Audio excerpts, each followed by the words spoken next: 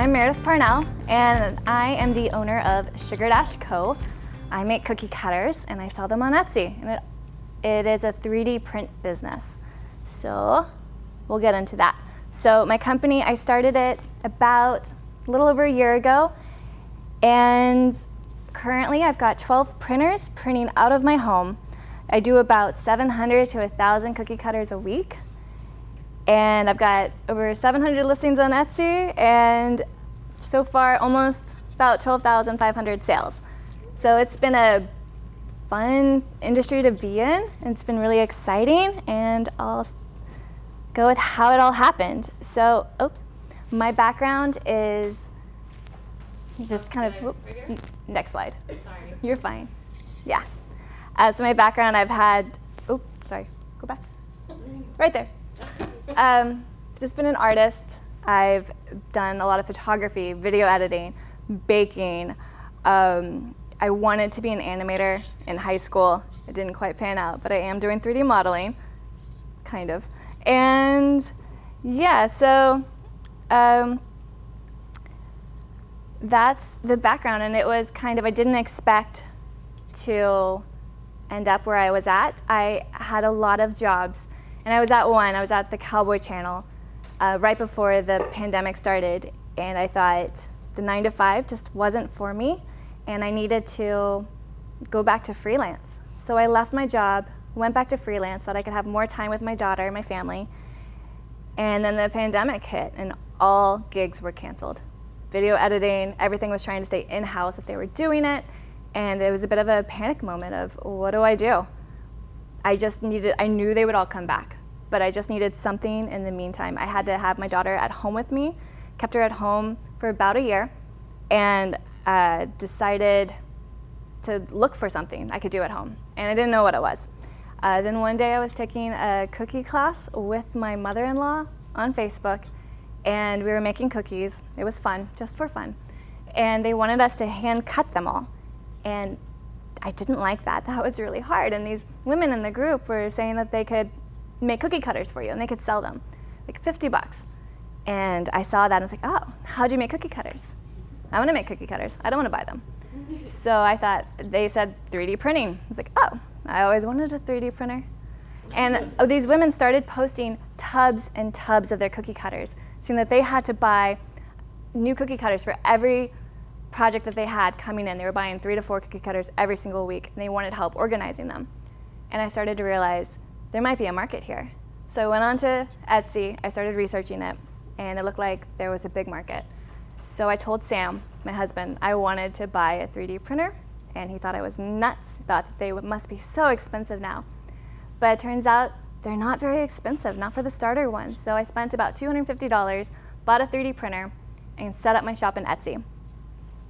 And I thought, what's the worst that can come out of this? So normally, the idea of starting a business, you have a lot of fears, at least I would. So I thought, if I fail, it's not so bad, and the worst thing that can happen is I have a 3D printer. So not too bad, and I'm out $250. So I did it, and I bought it. And this is one of my favorite quotes.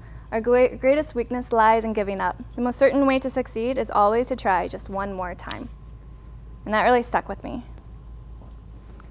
So I got my first 3D printer and opened up shop, and it was really slow. I put up a listing on Etsy, and it didn't sell. And I just kept going with it, just one listing at a time. This is Stella in front of our first 3D printer. It sat in our kitchen for about 3 months. So I was really happy when we moved it. But I was really excited when I finally sold some cookie cutters, and I was able to package up a few and got these out. I think this is like 1 week's worth, and it was just really exciting. And then it turned out that 3D printers need to be maintained a lot, and I bought another 3D printer. On the right, that's our little mini printer. Her name's Edna Mode. And yeah, then Christmas 2020 rolled around, and that's when I realized I had something, that it was more than just a side job. My whole hope with this company, with this business, was just that to bring in enough money to put my daughter back into school and just to have a side job until the gigs rolled back around, until freelance opened back up. But in 2020 Christmas, I got featured in a blog with the cookie on the far right, the little gingerbread house. That's this guy right here. And they just started flying off the shelf. And I was printing them overnight, every day. I think by this point I had 3 printers, and decided that we could kick it into high gear, and it could be more than just a side gig, just a bigger job. So this was our first row of printers. This is, I guess, A through D. They've all got alphabetical names. They're in Disney characters. And then, so I'll go over just kind of the basics of 3D printing. And you can print anything on a 3D printer. On the right, that's a violin I printed. It actually works and plays. It sounds really good. If I could only keep it in tune, that's another problem.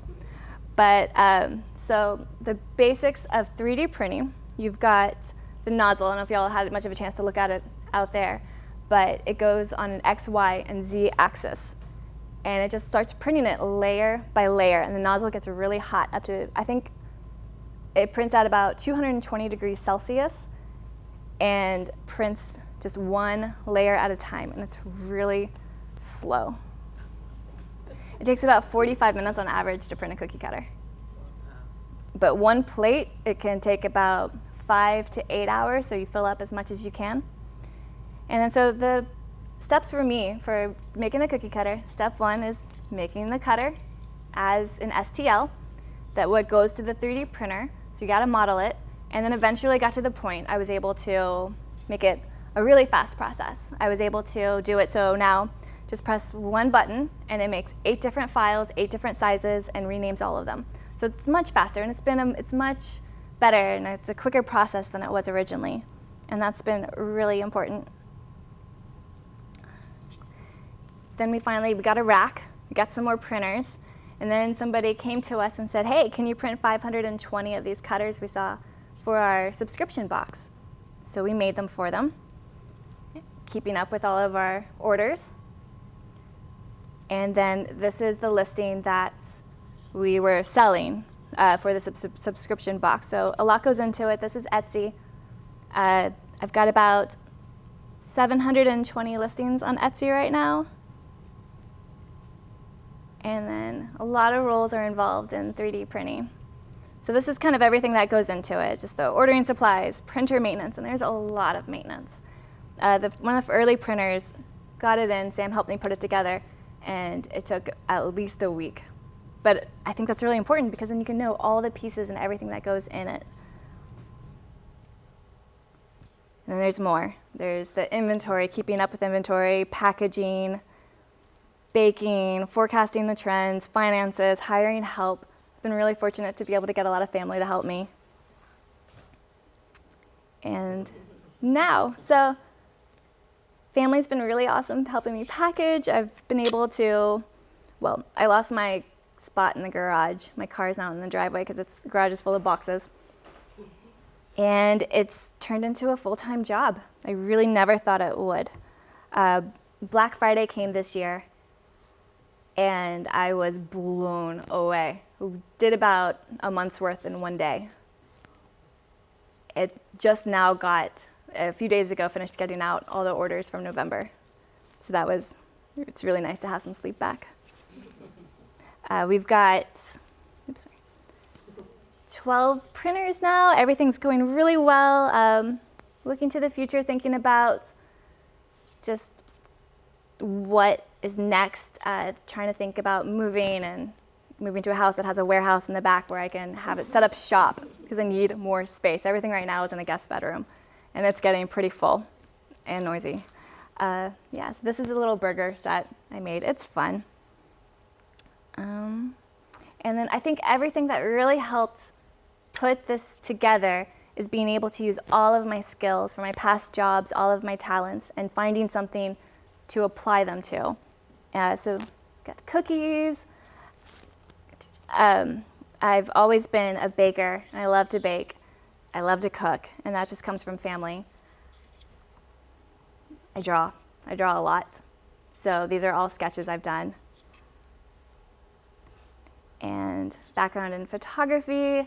I've done a lot of video editing, so if I ever need to make a video, it's really easy just to set up the camera, edit something quick. It's not too bad. I don't have to hire out for photography or video editing, and I'm really thankful for that. And yeah, so I feel like I'm here because I didn't have the fear of meeting great expectations, and I was able to do it just really slow. If I had received the Black Friday orders a year ago, I really think it would have made my business crumble. So I think that was really been important, just having that slow growth.